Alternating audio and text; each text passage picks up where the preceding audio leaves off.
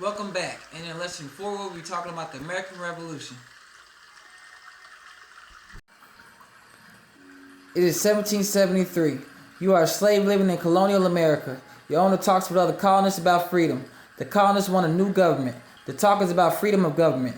You know that England, also known as Great Britain, ran the 13 colonies, but the colonies were ruled by the British king. But in the 1700s, the colonists were tired of British rule. The American Revolution was about to begin. Slaves also wanted freedom. In the North, some blacks took their white owners to court. Blacks were asking for their freedom. Sometimes blacks won their freedom. In 1773, one group of blacks from Massachusetts tried to win their freedom. The blacks wrote a letter to the colonial government that said, "We have no property, we have no children, no city, no country. What happened? Nothing. The government paid no attention to the slaves. These blacks did not get their freedom." Feelings of anger between the colonists and the British grew worse. In April of 1775, British soldiers marched to Concord, Massachusetts. The British planned to destroy guns that colonists had stored in Concord. Groups of colonists were waiting in the towns of Lexington and Concord. The British won against the colonists in Lexington, but they could not destroy the colonists' guns at Concord. The battles at Lexington and Concord were important. Because of these battles, colonial leaders decided to form armies. Soon the colonial army was formed. The army was called the Continental Army.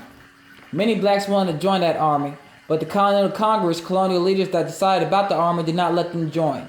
The Congress thought that the slaves might join the army just to leave their masters. Congress also thought armed slaves might be dangerous. The British Army welcomed black soldiers. The British promised to free their black soldiers after the war. Because of this promise of freedom, many blacks joined the British Army. The Continental Army needed more soldiers, so the Continental Congress decided to change the law about black soldiers. In January of 1776, a new law was passed. Blacks could now join the Continental Army. Black soldiers in the Continental Army fought bravely against the British. One group of soldiers from Rhode Island was especially brave. About 3 out of every 4 soldiers in this group were black. These soldiers were among the Continental Army's very best. The group's greatest battle was in 1778 in Newport, Rhode Island. The British Army attacked again and again, but the group of black soldiers from Rhode Island fought very hard. They won the battle against the British soldiers. In 1783, the American Revolution ended. America had won their freedom from Great Britain. The British kept their promise. They freed the black soldiers who fought in the British Army. Black soldiers who fought in the Continental Army also was given their freedom.